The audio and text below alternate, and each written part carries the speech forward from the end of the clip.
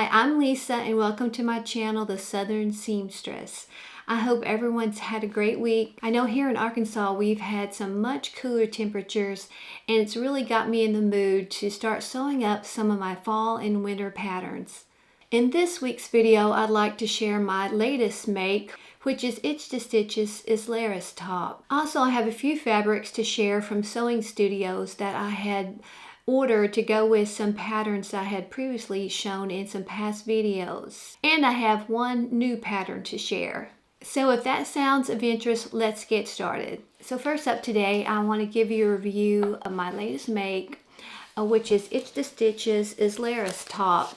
I think this is one of their newest patterns. It just came out recently. It's a t-shirt pattern that's made for knits.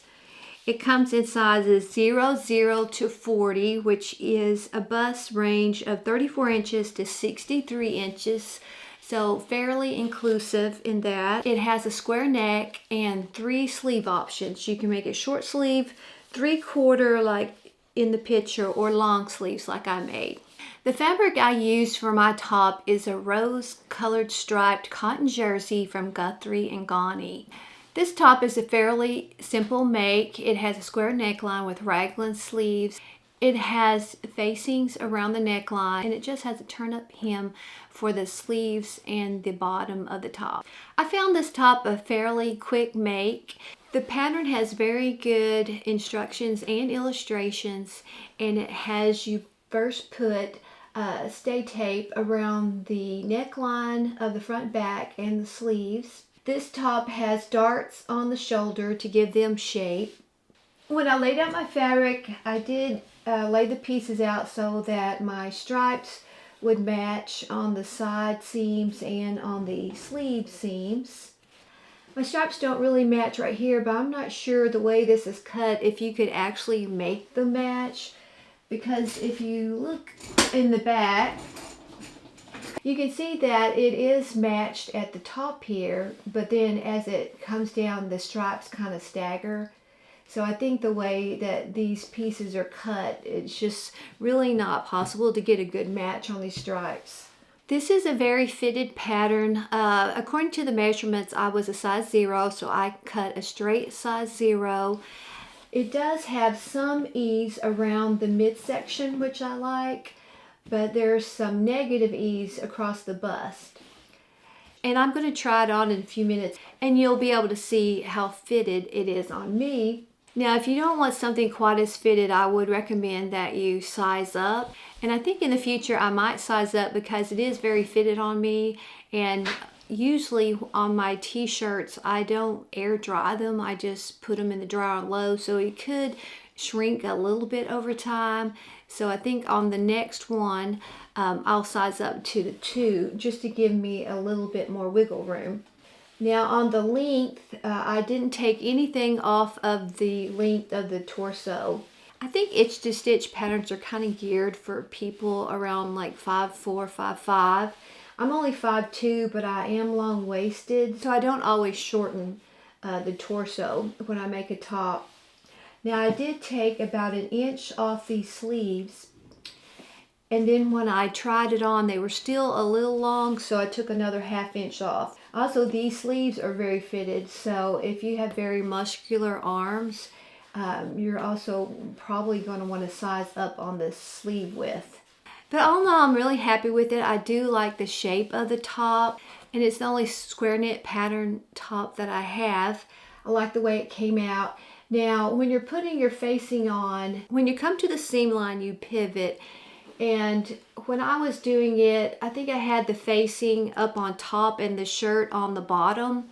So the facing was kind of covering up the seam lines. I had them marked with pins, but I think next time when I make it, I'll flip that so that the facing is on the bottom.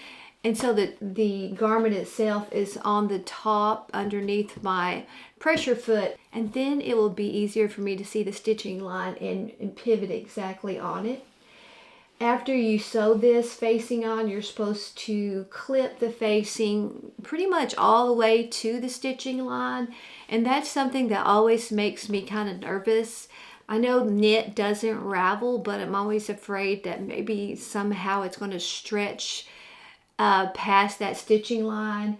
So I probably could have clipped mine a little closer. Before I pressed it, it did have a little pucker, but I pressed those out. Now I did wash this again after I made it, and the neckline did need to be pressed up. It wasn't just one that you could just take out of the dryer and wear without pressing. It needed a little pressing to make it look its best. I'm gonna go now and pop it on so you can see what it looks like on me. So I'm back with my Islares top on. I'll stand up so you can see it better. So it is very fitted through the arms, the shoulders, and the bust, but does have some ease here in the waist, which I like, and I think it makes it more flattering. Now I didn't take any length off the bottom, so it's not terribly long on me. It could be an inch or so shorter and still be fine. I kind of like my tops to be longer in cold weather to keep out any drafts. This is how the back looks. I think it has a very pretty neckline, and I definitely think I'll be making it again, especially this summer with the short sleeve version. And if you're not matching patterns or stripes, I think it is a pretty quick sew. So if you have any questions or comments about this pattern that I haven't answered, just let me know in the comments below. So as I mentioned earlier, I recently got in a small order from Sewing Studio. One of the fabrics that I got in is this Shetland flannel in redwood. It's kind of a thicker type flannel. It's a fairly heavyweight flannel. I think it'll be really warm this winter. And what I ordered it for was to make the Logan shacket by Style Art Patterns. I think this will work up really well in the flannel, and then I've got some black buttons to put down the front. So I'm really anxious to get that made up. I've seen quite a few versions of this jacket, and it always looks really cute. So I'm hoping to get this made up in the next few weeks. And one of the patterns that I bought this summer that I needed some fabric for was Itch to Stitch's Nazari Zip Up Hoodie. I think this is a really cute pattern. It has a V that comes down on the front that meets the pockets, that gives it a special detail. For this pattern, I ordered this sweatshirt fleece, and it's in the color Chai Tea Heather. It's the kind of sweatshirt fabric that has that soft fleece on the inside, fuzzy, and it feels really cushiony. And I don't know if you can tell, but it's got a little bit of little black kind of line specks running through it, so it's not just like a solid brown. I think this is a really pretty brown color. It's not super dark, but it's not super light. I guess I would call it sort of maybe a light cocoa. So that's going to make a really cute jacket. All I need now is to try to find a zipper that will match this brown. And I may even go with a black zipper since it's got these little black lines in it, if I don't see a brown that I think will work. So that's going to be Itch to Stitch Nazari Zip Up Hoodie. Another pattern that I got this summer that I've been wanting to make is the Ellie and Mac Lindsay hoodie and top. So I wanted to do the 3 different colors on this version. I think I'm going to make the version without the hood because it's just easier to wear a shirt without a hood under a jacket, and a lot of my jackets also have hoods, so that kind of makes it really bulky to have a hood on top of a hood. I think I will make it with a kangaroo pocket because that's always good for like putting my phone or keeping my hands warm if I'm taking the dogs for a walk. And for this pattern, I got 3 different colors of sweatshirt fleece. So the 3 colors I'm going to use for this sweatshirt is this pretty burgundy, and it is fairly fuzzy on the inside. It's not quite as squishy feeling as the brown, but it still feels like it'll be really warm. And then I've got this blue, which they call washed indigo blue. It's just a nice medium blue, and it's a very soft, and it's got the fuzzy inside. So that will be one of the 3 colors. And then the other is this olive green. So I think all these colors will look good together. I can't remember exactly the order I decided to put these in, but I think I'm putting the burgundy in the middle and the blue where this purple shows, and then the green where the coral shows. So I think that will be really comfortable and really cute when it gets made. And it should be a very simple pattern to make. Now this sweatshirt fabric I've shown you in the past, and it's either from Guthrie and Ghani or Sewing Studio. But I wanted to find a solid color fleece to go with it to make it sort of a color block sweatshirt. And I think the one I'm going to make is McCalls 8054. This C version, which is a hoodie, but it's not a zip-up hoodie. But it has these little panels on the side.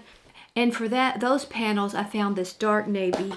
And if you look closely, I think these little petals below the line's head is a dark navy. So I think that will go well. I like this other blue better, but I didn't really see that color of blue when I was making my order.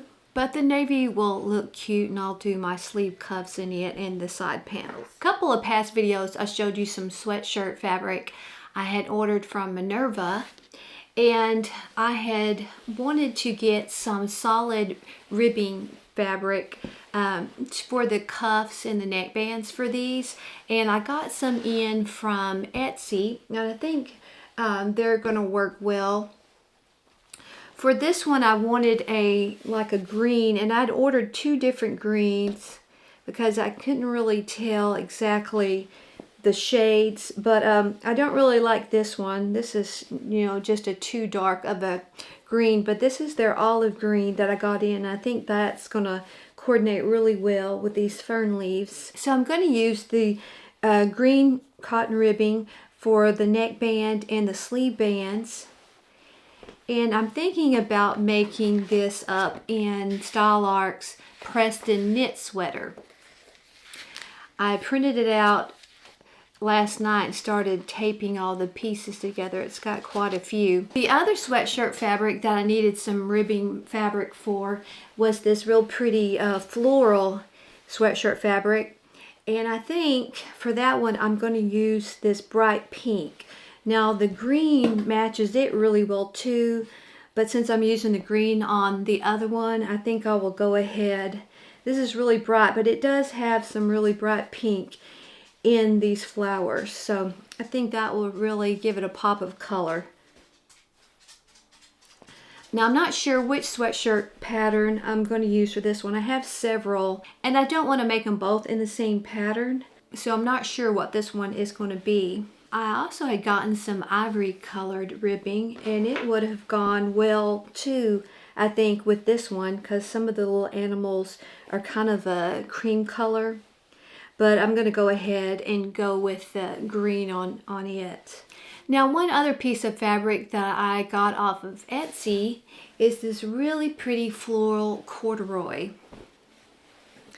I just got it in, and I think it's really pretty. I can't remember the exact fabric content, but I think it's mostly cotton. It feels really cottony on the outside, but the inside, it feels a little bit like it's got some polyester or some kind of synthetic fiber, because it just doesn't feel like normal corduroy or what I'm used to. And it feels really lightweight for corduroy, but it does have a nice soft feel on the front.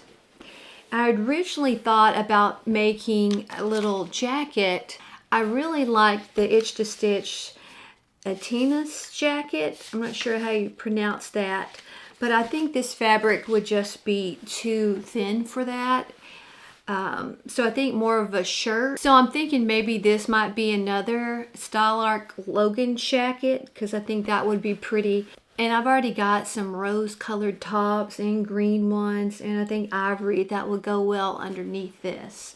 I think it's a really pretty floral, so I'm really happy with this purchase. I've got just a couple of quick things to talk about before I end the video. I did get a new vest pattern, and this is the Hathor vest by I Am Patterns. I think I saw this being featured on one of the fold line videos recently. But I think it's a really cute vest pattern. It's very versatile.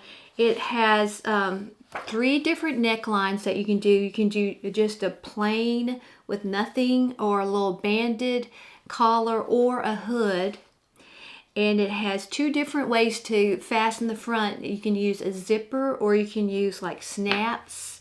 But I would think you could use buttons also. And then it has 2 pocket styles where you can make it without pockets, or you've got the patch pockets or the little welt pockets. And I think when I make it, I talked last week about ordering some quilted fabric from Guthrie and Ghani, and I haven't made my order yet. So I think I'm going to order some quilted fabric for this, and then for that free vest pattern that I talked about last week from Pearl Soho.